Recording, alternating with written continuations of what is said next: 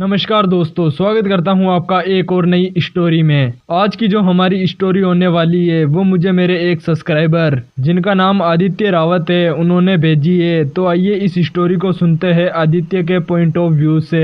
लेकिन उससे पहले मेरी आपसे एक छोटी सी गुजारिश है, यदि आप इस स्टोरी को पूरा सुनोगे तभी आपको मजा आएगा और साथ ही हमारे चैनल को सब्सक्राइब भी कर देना।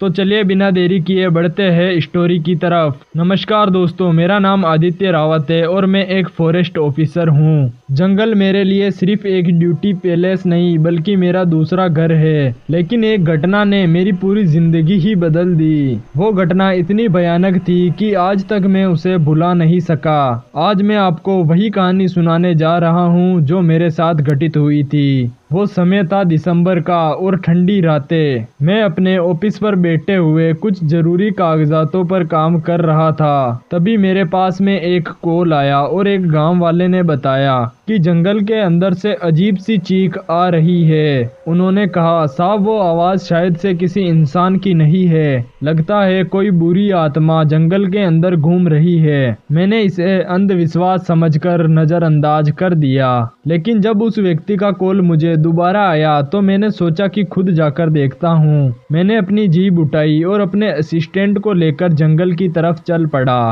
रास्ता कच्चा और सकड़ा था, चारों तरफ गुप्त अंधेरा। इस अंधेरे में सिर्फ हमारी गाड़ी की हेडलाइटें ही हमें रास्ता दिखा रही थी। जैसे ही हम लोगों ने जंगल के अंदर प्रवेश किया, हवा का मिजाज एकदम से बदल गया। अचानक से ठंड इतनी बढ़ गई कि लगा जैसे किसी ने बर्फ की सिल्ली रख दी हो। मेरे असिस्टेंट ने कांपती हुई आवाज में कहा, सर मुझे कुछ गड़बड़ लग रही है। जैसे ही हम लोग आगे बढ़े, मुझे पेड़ों के पीछे किसी की झलक दिखाई दी। सफेद साड़ी में एक औरत, लेकिन उसका चेहरा ढका हुआ था। मैंने उस औरत को आवाज दी, आप यहाँ पर क्या कर रही है? ये इलाका खतरनाक जानवरों से भरा हुआ है। वो औरत कुछ नहीं बोली, बस धीरे धीरे हमारी ओर बढ़ने लगी। उसकी चाल बिल्कुल अलग और अजीब सी थी। ऐसा लग रहा था जैसे उसके पैर जमीन पर पड़ ही ना रहे हो, अर्थात वो उड़ रही हो। जैसे ही वो औरत हम लोगों के करीब आई, उसके मुंह से एक तेज चीख निकली। वो चीख इतनी भयानक थी कि मेरे कान सुन्न पड़ गए।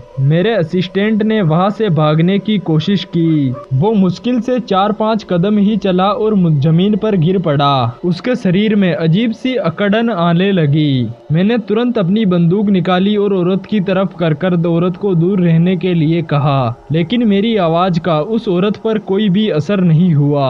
वो लगातार चीखती रही और अचानक से उसके बाल खुले हो गए। उसके बाल हवा में चारों तरफ उड़ रहे थे, जैसे कोई अदृश्य शक्ति उस औरत को अपने नियंत्रण में रखी हुई हो। मैंने तुरंत अपने असिस्टेंट को उठाया और जीप की तरफ दौड़ने की कोशिश की, पर जैसे ही हम लोग जीप के पास पहुंचे और मैंने जीप को स्टार्ट करने की कोशिश की, लेकिन मेरी जीप स्टार्ट होने का नाम नहीं ले रही थी। तभी मैंने गाड़ी के शीशे में देखा, वो औरत ठीक हमारे पीछे खड़ी हुई थी, लेकिन उस बार उसका चेहरा साफ दिख रहा था। उसका चेहरा बिल्कुल इंसानों जैसा नहीं था। उसकी आंखें जलते हुए अंगारों जैसी थी और उसके होठों से मानो खून टपक रहा हो। उसकी पूरी त्वचा झुलसी हुई लग रही थी। वो जोर जोर से हंसने लगी। उसके हंसने की गूंज पूरे जंगल में फैल गई। जैसे ही उस औरत ने अपना हाथ उठाया, हमारी गाड़ी अपने आप चालू हो गई। मैंने बिना किसी देरी के अपनी गाड़ी को भगाया, लेकिन जैसे ही मैं जंगल से बाहर निकला,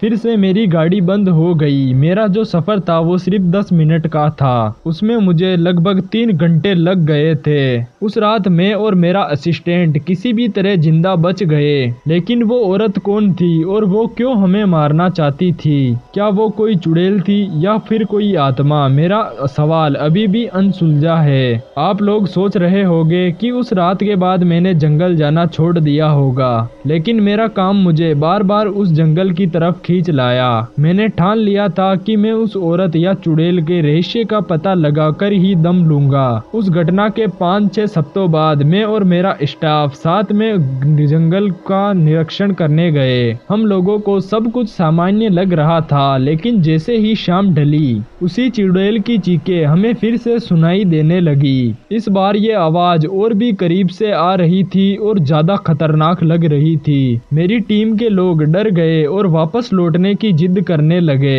लेकिन मैंने फैसला किया कि मैं इस बार पीछे नहीं हटूंगा। हम लोग जंगल में आवाज का पीछा करते करते एक सुनसान इलाके में पहुंच गए। वहां पर एक पुराना अधजला सा मंदिर दिखाई दिया।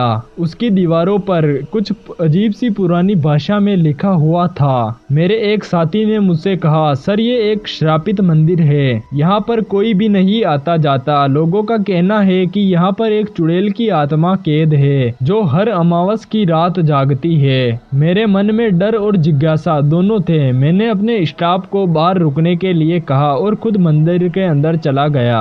जैसे ही मैंने मंदिर के अंदर कदम रखा, वहाँ का टेम्परेचर और भी लो था, यानी बहुत ज्यादा ठंड थी। अंदर एक टूटी हुई मूर्ति थी और उसके सामने कुछ पुराने से दिए रखे हुए थे जो कि बुझ चुके थे। अचानक से मेरे चारों तरफ हवाएं बहुत तेज चलने लगी और वो दिए अपने आप ही जल गए। अचानक से वही औरत मेरे सामने फिर से प्रकट हुई। इस बार उस औरत का चेहरा और भी ज्यादा डरावना और भयंकर लग रहा था। उस औरत ने मेरी तरफ इशारा करते हुए कहा, तुमने मेरी शांति को भंग किया है, अब तुम मेरे साथ जो घटना घटित हुई है वो कहानी सुनोगे। उस औरत ने मुझसे कहा, मैं कभी इस जंगल की रक्षक थी, मेरा नाम कनका था, लेकिन गांव के कुछ लोभी लोगों ने मुझे एक चुड़ैल घोषित कर दिया। तब से मेरी आत्मा इस जगह पर भटक रही है क्योंकि मुझे इंसाफ नहीं मिला। उसकी आंखों में गुस्सा और दर्द साफ तरीके से झलक रहा था। उसने कहा, हर उस इंसान को जो इस जंगल के अंदर आता है, मैं अपनी कहानी सुनने पर उसे मजबूर करती हूँ और अगर वो मेरी मदद नहीं कर पाता तो मैं उसे अपना शिकार बना लेती हूँ। मैंने हिम्मत जुटाई और उस औरत से कहा, तो मैं तुम्हारी मदद करूँगा, यदि तुम्हें इंसाफ चाहिए तो बताओ मैं क्या कर सकता हूँ। उसने मेरी आंखों में देखते हुए कहा, तुम्हें उस पुजारी को ढूंढना होगा जिसने मुझे मारा था। उसके वंशज आज भी इस गांव के अंदर रहते हैं। जब तक वो मेरी आत्मा से माफी नहीं मांगते, मैं मुक्त नहीं हो सकती। आगे क्या हुआ जानने के लिए हमारे चैनल को सब्सक्राइब कर रखें क्योंकि इसका पार्ट 2 भी आएगा। धन्यवाद, मिलते हैं अगले और नेक्स्ट पार्ट के साथ, क्योंकि आज के लिए बस इतना ही।